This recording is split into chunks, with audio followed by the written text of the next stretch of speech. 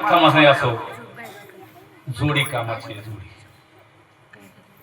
त्या अभंगात परमात्मा तुकाराम महाराज परमात्म्याचा स्वभाव सांगतात. हा अभंग स्वभाव सांगण्याचा आहे, देवाचा स्वभाव. पण मला सांगा, आपली नवरा बायकोची जोडच आहे का नाही? गुरु शिष्याची जोडच आहे का नाही? देवभक्ताची, देवभक्ताचाही संसाराचा असतो दादा, गुरु शिष्याचाही संसाराचा असतो.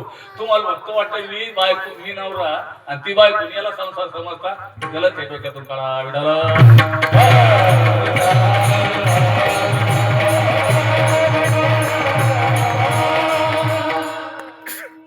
देवभक्ताचा संसार म्हणजे मुक्ताचा संसार.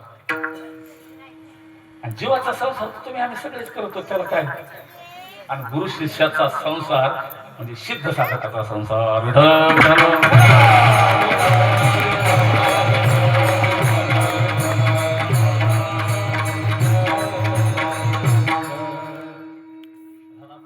सगळेच लग्न झालेले बाबा सोडून सगळ्यालाच माहिती संसार काय, पण आपला स्वभाव ते केव्हा माहित झाला?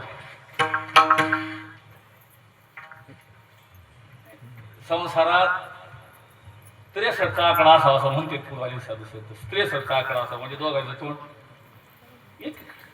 63 जर संसारात असलं ना, तिसरा संसार सुखाचा होतो. नाही 63 आपला 33 तरी असू दे, ती म्हणून तिच्या मागच जायचं, हुशार जायचं. ती म्हणली गहून, ती म्हणली बहु 33 निदान 33, पण 36 म्हणल्यावर लय अवघड स्वभाव. मी तुम्हाला हसवण्यावर नाही नेत, मी थोडासा बाजूलाच घेणार आहे. आपल्या नवऱ्याची आवड निवड बाईला कळावी, गुरुची आवड निवड शिष्याला कळावी, आणि देवाची आवड निवड तुम्हाला आम्हाला कळावी. विठ्ठल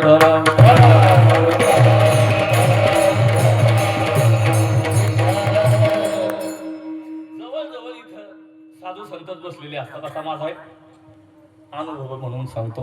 येणारे कशाला येतील इथं विचारे, आले तर काने कोपऱ्याला असतील. मग आपण सगळे वारकरीचे.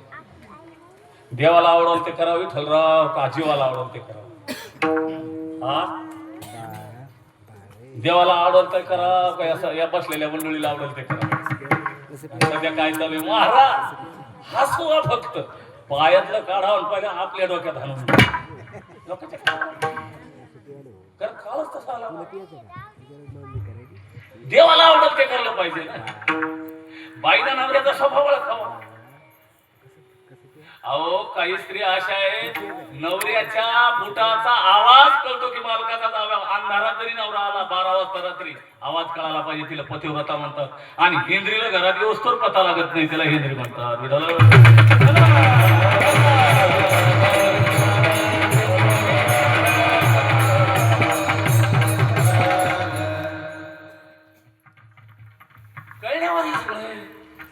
संसार कळून केला तर आनंद आहे, नाही तर दुःखच आहे.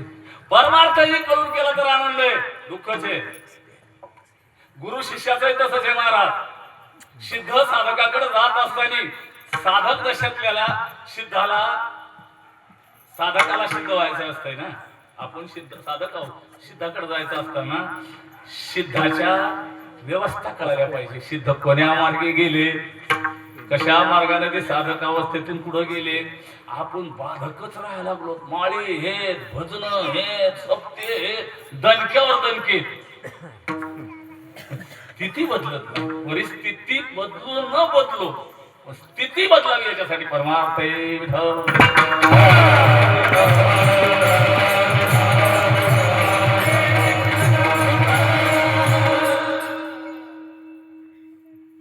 कधी देवाला काही कधी विचार केला का आपण आपल्याला देवाला काय आवडतं? कधीच नाही. आपल्याला आवडतो तोच परमार्थ आहे. आपल्याला आवडतो याचा अर्थ परमार्थ नाही झाल्या माणसं. तुकाराम महाराज म्हणतात, आवडे देवासी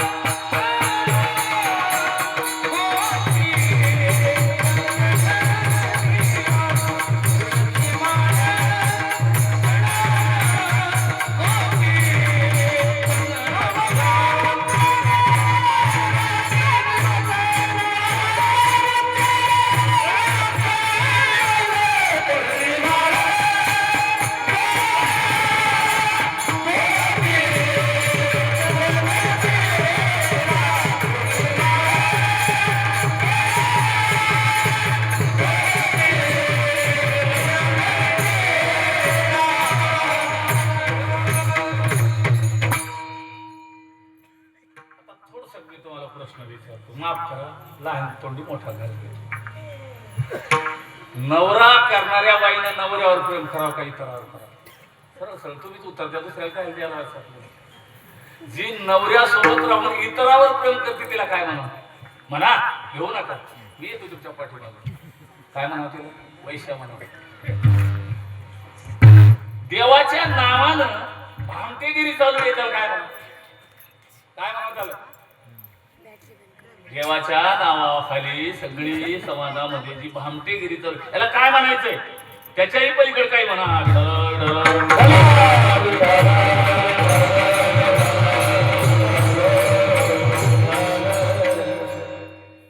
मला माफ करा, मी तुमचं लेकरू गळकळ आहे. मला परमार्थ खूप खालावला, खूप खालावला. पुढचं धरतात मागचं धरत. गोपी चंदन चिळा तुळशी माळ गळा आणि तो बाप करेल का भजन? हा, बाप करेल भजन. सुरुवातीला सांगितलं विसरलं. आवडे देवाशी तो ऐका प्रकार, नामाचा उच्चार तरच तुळशी माळ गळा, नाही तर करा. हलकटपणा लबाड्या चोऱ्या नाही जर धंदे करत असाल, तुमच्यापेक्षा खानापिणारे बरे.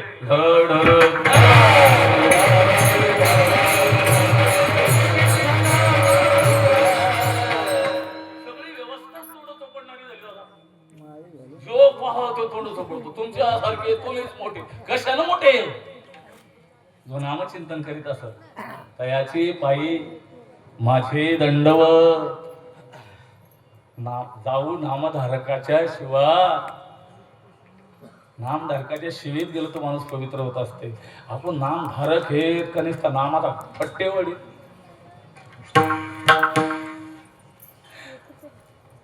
बाईला नवऱ्याचा स्वभाव कळायलाच पाहिजे तरच संसार आहे.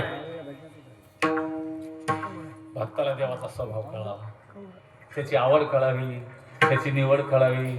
मला कोणी सांगेल का देवाला काय आवडतं इथे? हा, देवाला कोण आवडतो? भारी कपड्यावाला महाराज, गाडीवाला महाराज, दाढीवाला महाराज. पुन्हा ते चोळणे घालतात, ते चोळणे आहेत का तुमच्या इकडे? मराठवाड्यात भरपूर चोळणे. देवाला आवडत ते करा रे बाबा.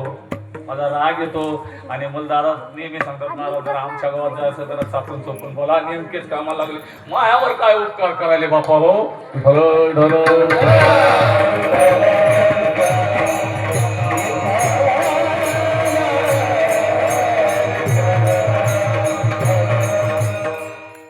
वेशभूषा, कमीत कमी वेशभूषा. मग वरती तुला आमचा विषय झाला. आपण आपल्यातले शेतकरी लोकांचे नाहीत आणि बोललो तर काय राग येईल एखाद्याला. बरं आला तर काय करील? काय करील दादा?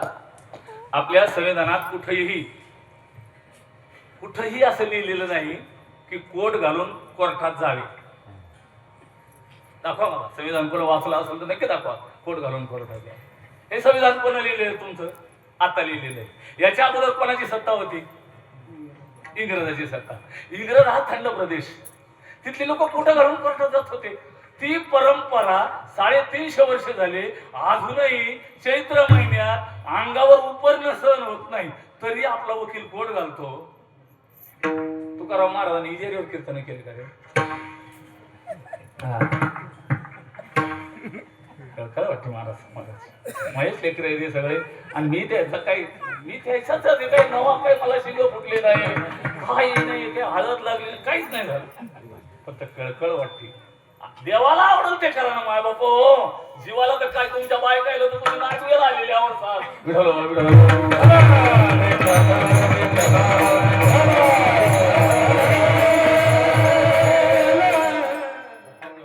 माझे कीर्तन कोणी घेत नाही काय करायचे हे कीर्तन? सांगू थकले ना साधू संत. करा रे बापा